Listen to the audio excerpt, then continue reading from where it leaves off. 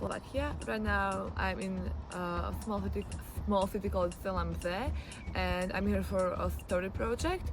I came here with the train with the bus, and I can use like a travel original card, which is super great because I can start hiking in one point and finish in the other.